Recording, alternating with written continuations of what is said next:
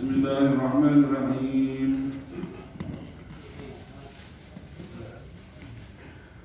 Bismillahirrahmanirrahim. Alhamdulillahil qawiyil ghalib al-waliyil ghalib al-ba'idil waridil manil salim alimil kaini wal ba'ini wal zaini wal zalim yusabbihu al-akhir wal ma'il wal tali' wal ghalib wa yuwahhiduhu an-natiq was-samit wal jamid wal taib yadribu bi'adlihi sakin wa yaskunu bi fadlihi al-ghalib.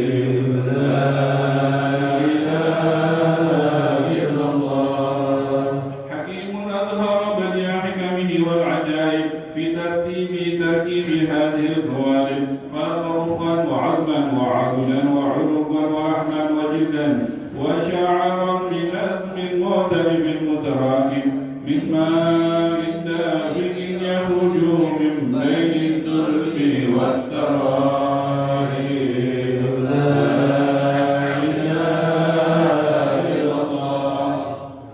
كريم بسط لخلقه بساط كرمه والمواهب ينزل من كل ليلة إلى سماء الدنيا وينادي هل من مستغفر هل من تائب هل من طالب حاجة المولي له المطالب. فلو رأيت الخدام قياما على الأقدام وقد جادوا بالدموع السواكب والقوم بين نادم وتائب وخائف لنفسه يعاتب وآمن من الذنوب إليه هارب.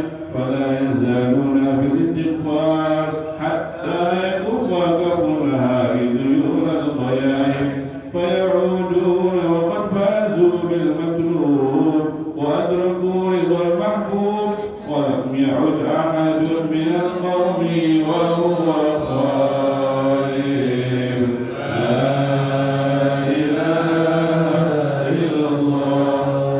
فسبحانه وتعالى من ملك أوجد نور نبيه محمد صلى الله عليه وسلم من نوره قبل أن يخلق آدم من الطين اللازم وعرض فضله على الأشياء وقال هذا سيد الأنبياء وأجل الأصفياء وأكرم الحبائب. اللهم صل وسلم وبارك عليه وعلى آله. اللهم صل وسلم وبارك عليه وعلى آله. قيل وآدم عليه السلام به بنيه على المراتب. قيل ونوح عليه السلام به ينجو من الغلب ويهلك من خالفه من الأهل والأقارب. قيل وإبراهيم عليه السلام. قال إبراهيم به تكون حجته على عباد الأصنام والكواكب. قيل وموسى عليه السلام. قال موسى أخوه ولكن هذا حكيم وموسى كليم ومخاطب. قيل وعيسى عليه السلام. قال عيسى يبشر به وهو بين يدي نبوته كالحاجب. قيل ومن هذا الحبيب الكريم الذي لبستهم خلة الوقار وزوجتهم بتيجان المحبة والاحترام ونشرت على رأسه الأصائب. قال هو نبي استخرته من غيب للغالب يموت أبوه وأمه ويقتله جده ثم أمه الشقيق أبو طالب.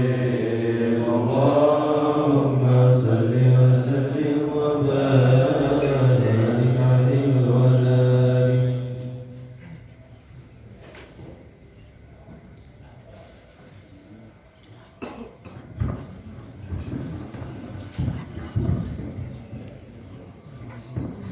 اللهم صل وسلم وبارك عليه. يبعث من القيامة بين يدي القيامة في الأرض علامة يدير الغمامة يدير الصائم بدني يا حبيب جبين ليلي وسوائم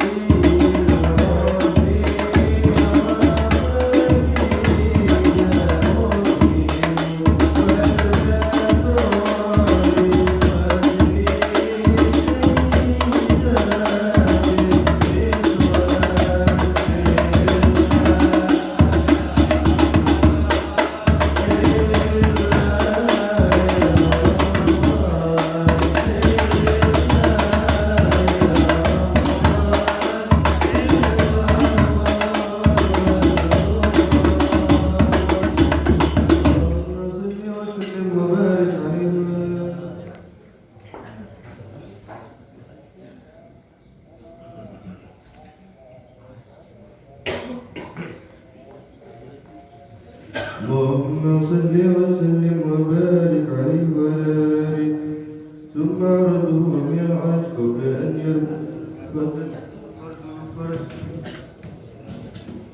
فقد نادى جميع المعارف فإذا شربته منه بأشرف القارب ذهب إليه أرواح المحبين على الأقدام والنجائم اللهم صل وسلم وبارك عليه صلاة الله ما لاحت كواكب ملأ الخير ما ركب النجائم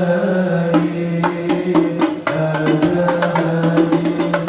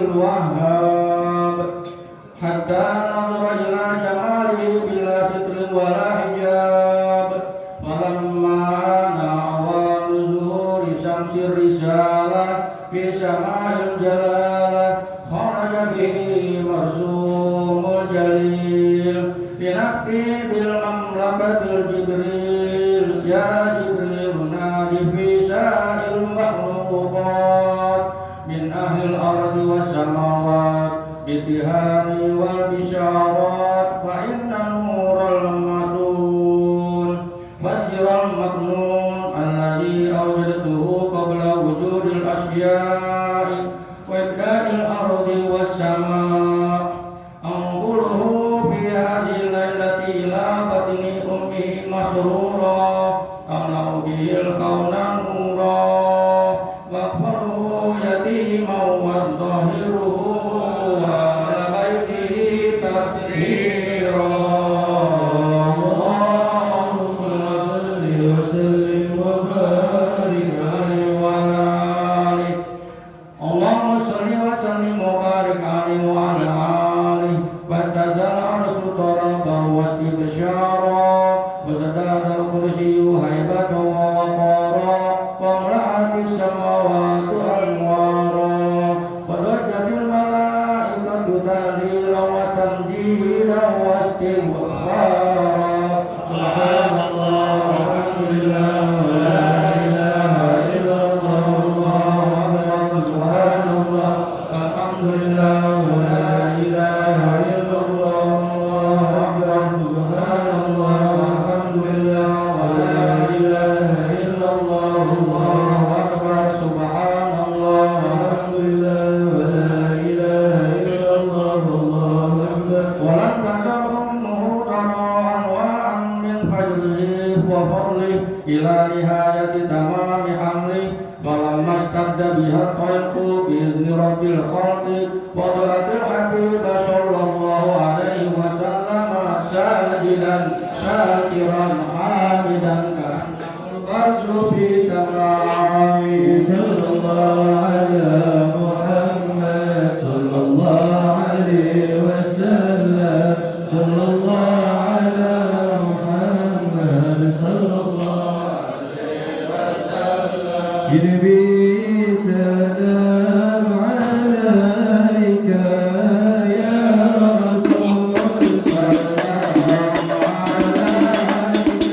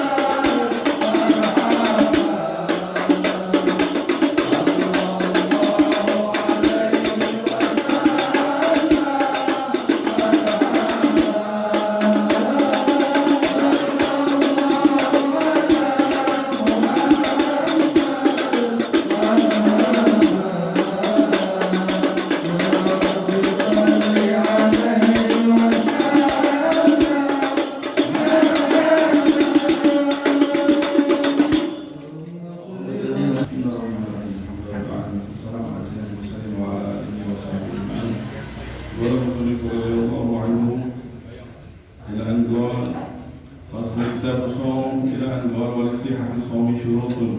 الأول النية، ويجب التبييت في الفرض لكل يوم دون النفل، فتجزئ نيته قبل الزوال، ويجب التعيين أيضا دون الفرضية في الفرض. الثاني الإمساك عن الجماع عمدا وعلى الاستمناء. الثالث الإمساك عن الاستقاءة ولا يضر تغيره بغير اختياره. الرابع الإمساك عن دخول عين جوفاء كبات الأذن والإحليل بشرط دخوله من منفذ مفتوح. ولا يضر تشرب المسام بالدهن والكحل والاغتسال، فإن أكل أو شرب ناسيا أو جاهلا قليلا أو كثيرا لم يفطر. ولا يعذر الجاهل إن حرب عن الإسلام أو نشأ ببادية بعيدة عن العلماء، ولا بغبار الطريق وإن تعمل فتحرى فمه، ولا ببلع الريق الطارق الخالص من معدنه وإن أخرج على لسانه، ويفطر بجر الريق بما بين أسنانه بقدرته على مده، وبالنخامة كذلك، وبوصول ماء المضمضة إلى الجوف بالمبالغة بغير نجاسة، وبغير مبالغة من مضمضة لتبرد أو رابعة، وبتبين الأكل نهارا لا بالأكل مكرها. سبحانك لا علم لنا إلا ما علمتنا إنك أنت العليم الحكيم. سبحانك لا نحصي ثناء عليك كما أثنيت والحمد لله رب العالمين. Segala puji hanya untuk Allah Taala. Melanjutkan sedikit tentang masalah yang sudah kita bahas lalu tentang puasa. Jadi kita melanjutkannya di keadaan ini. Setelah kita mengetahui besok pemerintah sudah mengumumkan besok Ramadan, 1 Ramadan, maka apa yang mesti kita lakukan? Maka kita mesti puasa Ramadan. Apa yang kita mesti lakukan supaya puasa kita sah? Ini nasihat shaum syurutun, supaya puasa kita sah ada syarat-syaratnya. Ada syarat-syarat supaya kita tahu ya, dengan kita tahu puasa kita sah atau tidak. Maka yang pertama syarat-syaratnya yang pertama artinya al-awwalu an-niyah. Pertama supaya sah puasa kita mesti pasang niat. Wajib terbit dan niat tersebut mesti di malam hari. Ya, kita mesti niat di malam hari setiap bil fardhi di kulli yawm, di setiap hari satu niat, setiap hari satu niat. Jadi tidak boleh golongan itu yang sebulan niat puasa Ramadan sebulan, nggak boleh kita setiap satu hari satu niat, besok niat lagi, besok niat lagi. Emang kalau nggak niat gimana? Ya, ini kan syaratnya sah puasa niat. Berarti kalau kita nggak niat nggak sah puasanya. Jadi kalau orang yang nggak niat, nggak pasang niat di malam hari, tidak sah puasanya. Jadi kita mesti hati-hati. Ingat keluarga, ya, di rumah kita, belian belum, ingat berkali-kali nggak apa-apa, pas buka niat. Boleh kapan boleh niat, dari mulai azan maghrib sampai azan subuh itu boleh niat, silakan. Mau habis maghrib diniatin, diingetin, habis taraweh, pokoknya kapan aja kita ingat, keluarga kita ingat supaya nggak lupa niat. Emang kalau lupa niat kenapa? Kalau lupa niat, puasanya nggak sah, wajib diqodho. Terus bebas makan, tetap nggak boleh makan. Di siang hari Ramadannya nggak boleh makan, tapi puasanya nggak sah, dan nanti habis Ramadan wajib mengqodho hari itu. Kan rugi. Jadi kita ingatin dunia, pasang niat, mengingatkan keluarga kita di rumah kita.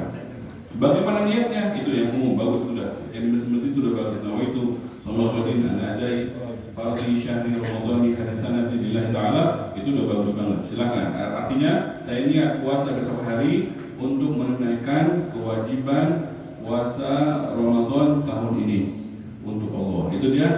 Itu udah bagus ya, dengan niat seperti itu kita tahu artinya. Yang kita niatkan adalah puasa besok hari untuk menunaikan kewajiban puasa Ramadan tahun ini, gitu kan? Itu dengan niat begitu maka sudah sah.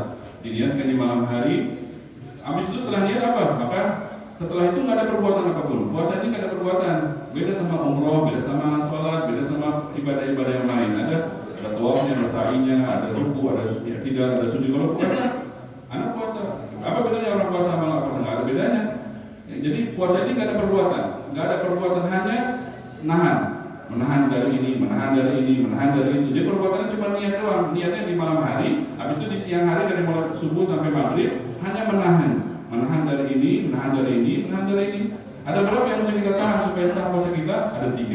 Ada tiga perkara yang mesti kita tahan selama siang hari Ramadan dari mulai subuh sampai maghrib untuk supaya puasa kita sah. Ada tiga. Yang pertama, al-imsak wa al-jima'i amdan wa anil istimna. Yang pertama, menahan diri dari urusan suami istri.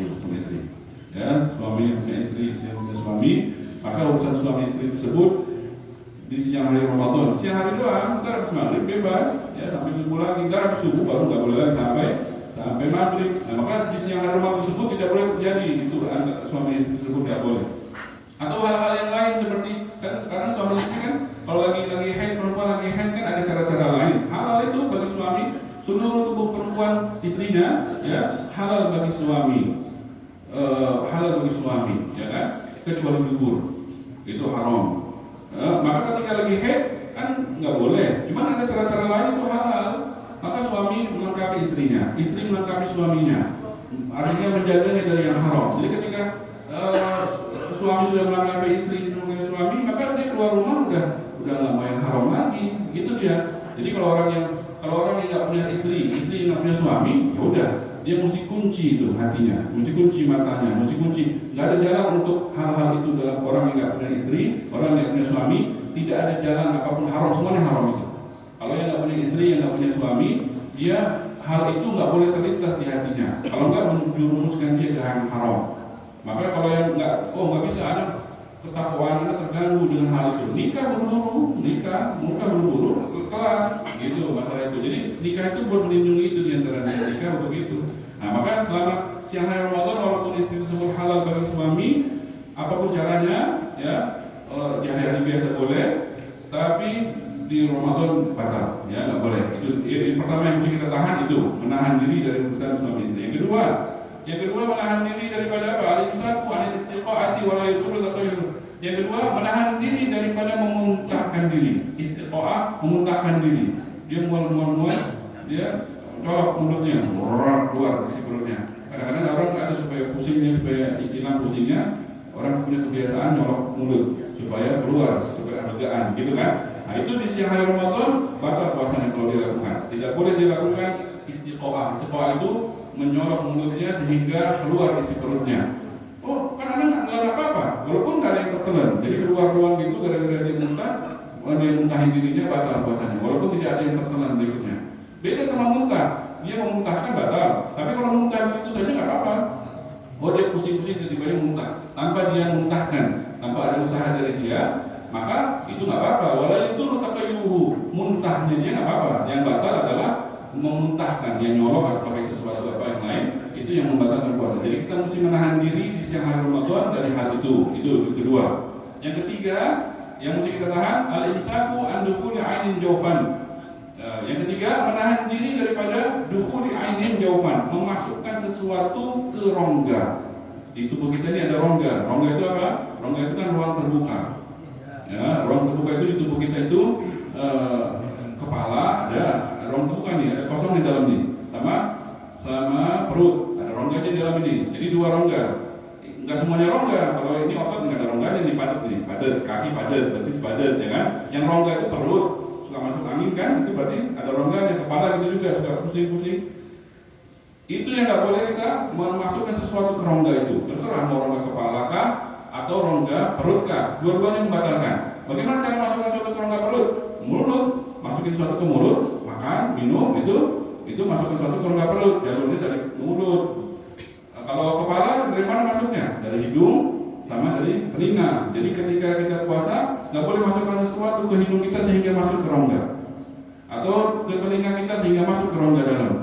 Kalau kita masukkan sesuatu ke rongga tersebut, kayak korek kuping siang hari Ramadan itu kan pakai kelembat, masuk itu ke rongga, maka batal puasanya. Kok batal kan nggak kenyang? Ini memasukkan sesuatu ke rongga adalah hal yang membatalkan puasa. Nggak mesti kenyang ya kan? Jadi masuk rongga tersebut kalau pakai kelembat batal. Jadi tahan tuh kalau kuping gatal sebelum sahur, korek tuh supaya nggak gatal lagi. Jadi siang hari Ramadan nggak boleh korek kuping lagi pakai kelembat. Kalau pakai jari doang masih pegang hidung nggak apa-apa, pakai jari ya, karena jari itu masih bagian luar. Hidung juga kalau mungkin doang itu masih bagian luar, tapi yang nggak boleh itu yang sampai ke dalam. Itu rongga dalam itu nggak boleh. Jadi kalau yang colok-colok hidung itu batal siang Ramadan. Itu juga kalau kuping pakai kelembat batal. Atau yang ada kukunya panjang, dia korek-korek kuping pakai kukunya batal, ya kan? Maka itu tiga hal itu yang mesti kita tahan selama kita puasa Ramadan. Tadi yang pertama dari urusan suami istri, yang kedua dari memuntahkan diri, yang ketiga dari memasukkan sesuatu ke rongga, ya mau rongga kepala atau rongga, maka kalau rongga perut. Maka kalau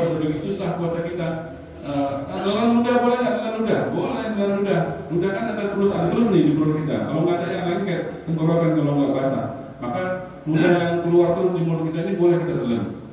Selama at-tahiri, wala bibal airi at-tahir, selama dia murni dan suci, nggak najis maksudnya. Itu ludah yang boleh kita telan di siang hari Ramadan, selama dia murni dan suci. Apa maksudnya murni? Tidak bercampur sama yang lain. Kalau kita habis sahur makan coklat misalnya, donat atau apa gitu kan, nempel di gigi, bersihkan gigi, tapi masih ada. Pas di pagi masih berasa coklat. Nah itu berarti air liurnya itu udah bercampur sama coklat, walaupun sedikit. Itu air liur yang bercampur tidak murni, nggak boleh telan. Mesti kita bersihkan, tambah lagi bersihin sampai hilang tuh rasa. Baru air udah murni lagi, baru boleh telan lagi. Gitu. Air liur yang boleh telan yang murni. Kalau ada rasa-rasa yang lain nggak boleh telan. Atau najis, gigi kita berdarah. Kita lihat berdarah nih kayak berdarah. Nggak boleh air liur bercampur sama darah ditelan, nggak boleh. Jadi gimana kan? Murni sampai murni lagi, bersih lagi. Baru kita boleh telan lagi air liur yang murni tersebut. Jadi air liur boleh telan di siang hari Ramadan kalau dia murni, tidak bercampur dengan yang lain, kita tidak boleh. Kemudian satu lagi, wabitabayinil akli naharan. Hati-hati, karena ini pas sahur. Ini suka orang sahur ya. Ini hal yang membatalkan puasa adalah apabila dia nggak nyangka sahur, dia nggak tahu. Contohnya dia bangun telat, contohnya dia sendirian mungkin di rumahnya, buka, oh masih bisa nih jam ya kan, buka makan sahur, minum gitu kan. Bangun telat, ternyata ini nggak ada suara masjid kok kosong sepi kan, dia masih gelap, dia lihat jam juga masih jam 3 ya kan, dia makan. Tahu-tahunya pas dia lihat handphone udah jam berapa? Jam 5. Masih gelap juga jam 5 ya. Udah subuh belum? Udah subuh. Jadi makannya tadi, ya udah subuh. Batal nggak? Ya anak kan nggak tahu, anak nggak sengaja, anak nggak tahu. Kalau tahu anak nggak bakal makan, batal. Puasanya batal. Kalau dia ternyata bitabayyunil akli naharam, kalau dia ternyata jelas makannya udah masuk waktu subuh, maka sengaja nggak ada itu batal. Itu hal itu membatalkan puasa. Jadi kalau dia mau sahur, dia mesti cek benar ini masih waktunya belum. Kalau enggak, ya nggak boleh gitu. Jangan jamnya mati dari kemarin. Dia nggak tahu jamnya mati jam 3, kali masih itu jam 3 aja. Ya rupanya jamnya pada jam 5. Gelap sih gelap ya kan. Dari batal. Begitu juga kebalikannya. Kalau orang buka puasa hati-hati, buka puasa mesti pasti. Disunahkan berburu-buru buka puasa kan. Yustahabu ta'jilul fitri. Disunahkan berburu-buru dalam berbuka. Tapi inda tayakunil maghrib buruk. Ketika yakin maghrib baru kita buru-buru. Jangan buru-buru, jangan beradulan gitu, jangan. Buru-buru itu baru disunahkan kalau sudah yakin maghrib. Jadi ini baru satu masjid. Allah ini udah rapi ini. Nonton pakai kuahin dari apa ya? Dia tunggu mana yang ada pertama, ya kan? Dengar tuh dari pojok sana jauh. Allahu Akbar. Wah, satu suap masuk minum teh manis kan. Allahu Akbar, dua udah. Ya. Tentunya berhenti adanya. Memang yang ada baru yang jauh itu. Yang lain belum. Tandanya apa itu? Salah jam, dia kecepatan adanya 2 menit kecepatan. Batal nggak puasanya? Batal. Capek satu hari nahan gara-gara dia buru-buru tuh, gara-gara buru-buru. Boleh sunnah buru-buru kalau sudah yakin. Jadi cara yakinnya gimana? Ya tunggu sampai 1-2 masjid yang ada, 3 masjid lah. Atau kalau handphone aja kita beda-beda, subuhnya beda-beda, ya kan? Beda 1 menit, beda 2 menit. Jadi caranya gimana supaya yakin? Kalau handphone 2, handphone 3 handphone, atau handphone kita tungguin sampai 1 menit. Jadi, sekarang maghrib, jangan langsung buka, tunggu 1 menit yang lalu maghrib, baru makan buka, yakin gitu. Kalau udah yakin jangan lama-lamain lagi, tunggu ini, jangan. Kalau udah yakin maghrib, buru-buru, jangan nanti lagi, lain itu, lain lagi tuh kan, jangan. Jadi kalau sudah yakin, disunahkan buru-buru, tapi jangan sebenarnya. Maka wajib bagi kita puasa. Hanya orang-orang musafir, orang-orang yang sakit, yang boleh tidak puasa itu hanya orang musafir, orang-orang yang sakit, atau yang tiba-tiba lapar banget mau pingsan, ya makan aja. Atau haus banget nih, lagi tumben, dia bisa sakit, dia bisa pingsan. Mungkin ya tiba-tiba, mungkin panas sekali tiba-tiba terik ya kan, lagi umroh dia puasa. Ini kalau nggak minum dia tumbang, ya udah batal aja apa-apa ya. Jadi kayak orang sakit jadinya. Kalau orang sudah parah banget itu namanya kayak orang sakit. Boleh batal otos atau jut ya. Terus orang yang boleh berbuka juga orang perempuan hamil atau menyusui atau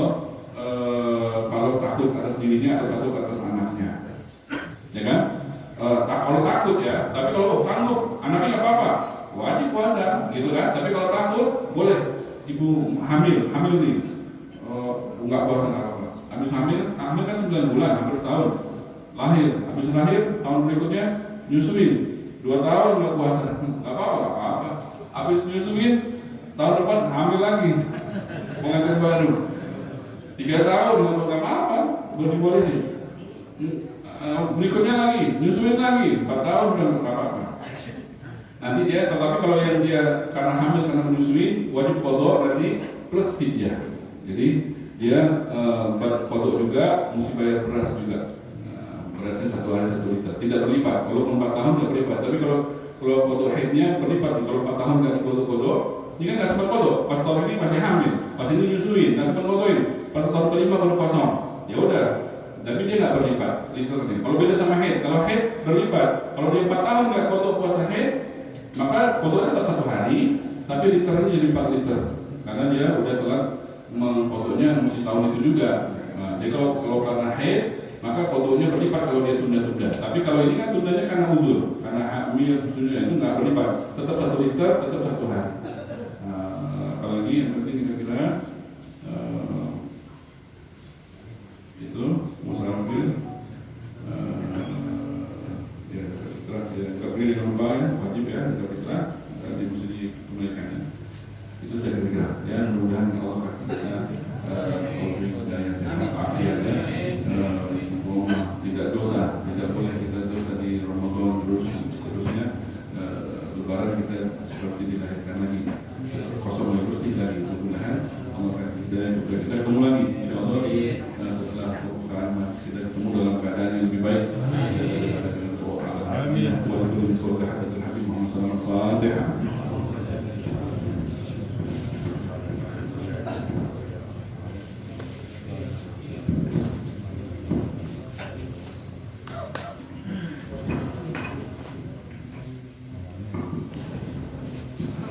Bismillahirrahmanirrahim. Alhamdulillahirabbil alamin. Allahumma shalli wa sallim ala sayyidina Muhammad ajma'in. Ja'alallahu wa iyyakum mimman yastanjibu syafa'atahu wa yarju rahmatahu wa rabbatahu. Allahumma bi hurmati hadhihi nabiyyil karim wa ala alihi wa sahbihi salikin ala manhajil qawim.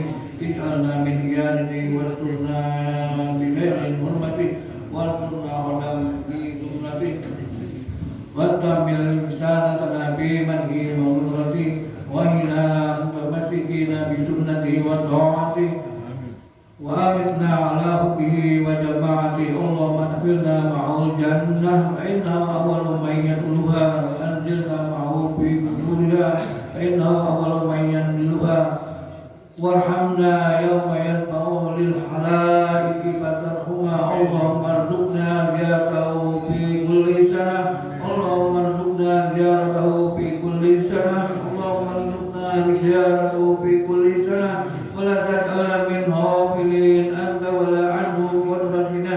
اللهم لا تجعل في مجلسنا هذا أحدا إلا غفرت بما توبة الذنوب واغفرت براد المغفرة عيوبا.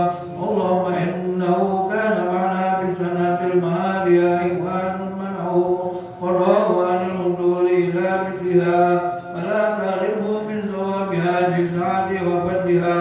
اللهم ارحمنا إن سرنا من أصحاب القبور ووفقنا لعمل صالح يبقى لنا على ممر الدهور. اللهم اجعلنا لآلك ذاكرين ولنبنائه ذاكرين وليوم لقائك من الذاكرين وأينا بطاعتك مشغولين. وإذا توفيتنا فتوفنا غير مفتونين ولا ممدولين واختم لنا منك بخير أجمعين. اللهم اغفرنا شر الظالمين واجعلنا من فتنة أهل الدنيا السالمين. اللهم اجعل هذا الرسول الكريم لنا شفيعا وارزقنا به يوم القيامة مقاما رفيعا. اللهم اغفنا من حمد نبيك محمد صلى الله عليه وسلم تربة نبيك لا تنوى مسألة أبدا وارزقنا كالقول وعين ولا. اللهم اغفر لنا به ولآبائنا ولأمهاتنا ولمشايخنا ولمعلمينا وذوي الحقوق علينا ولجميع المؤمنين والمؤمنات والمسلمين والمسلمات الأحياء منهم والأموات الأموات إنك مجيب الدعوات وقاضي الحاجات وغافر الذنوب والخطيئات يا أرحم الراحمين. وصلى الله على سيدنا محمد وعلى آله وصحبه أجمعين والحمد لله رب العالمين.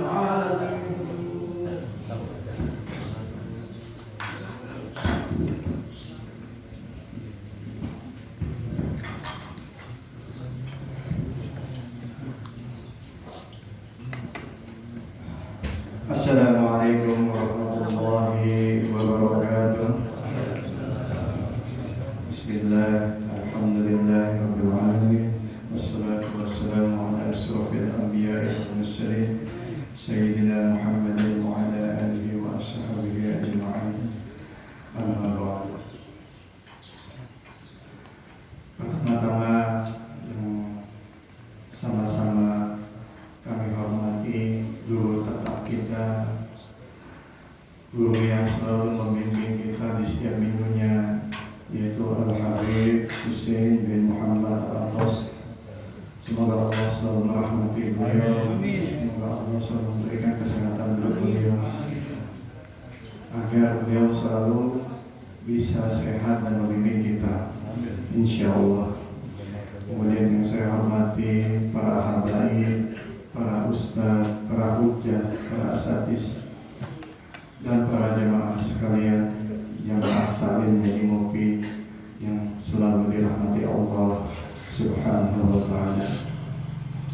Alhamdulillah wa syukurillah, di pagi hari yang cerah ini, hari ini adalah bertepatan dengan penutupan atau tawakuf sementara taklim kita, taklim Ngaji Ngopi. Dikarenakan insya Allah dalam 2-3 minggu ke depan kita akan sama-sama menghadapi bulan yang penuh dengan rahmat, bulan yang penuh dengan barokah, itu bulan suci Ramadan. Insya Allah kita semua bisa sampai ke bulan suci Ramadan. Insya Allah semoga Allah selalu merahmati kita, diberikan kesehatan, diberikan panjang umur, sehingga kita sampai di 2 minggu lagi insya Allah ketemu di bulan Ramadan. Amin ya rabbal alamin. Tidak perlu panjang lebar, hari ini adalah tawafan yang kedua kita. Tahun kemarin kita sudah pernah tawaf sekali, dan ini yang kedua. Alhamdulillah berjalan dengan lancar dan diberikan kesehatan sehingga kita semua bisa hadir sama-sama di sini. Kami, saya atas nama pengurus dan kru taklim Ngaji Ngopi mengucapkan terima kasih yang sebesar-besarnya, jazakumullah khairan katsir, kepada para jamaah sekalian yang telah sama-sama kita meramaikan taklim kita ini sehingga Allah bahagia, Allah senang, Allah memberikan rahmat untuk kita semua di setiap minggu pagi ini. Dan kami juga mohon maaf apabila dalam kita melayani para jamaah di setiap minggunya ada hilaf, ada salah, ada kurang, baik itu disengaja maupun tidak disengaja, mohon dibuka pintu yang sebesar-besarnya. Semoga kita sama-sama bisa menuju ke bulan suci Ramadan dan menyambut bulan suci Ramadan. Insya Allah taklim akan dibuka kembali pada Idul Fitri, insya Allah di bulan April ataupun Mei minggu pertama. Insya Allah nanti akan kita umumkan di grup WA taklim. Baik, itu aja yang bisa saya sampaikan. Jazakumullah khairan katsir. Wabillahi taufiq wal hidayah. Assalamualaikum warahmatullahi wabarakatuh. Ilahi bijahil anbiya wal malaika walil awliya idun nabil rijali ilahi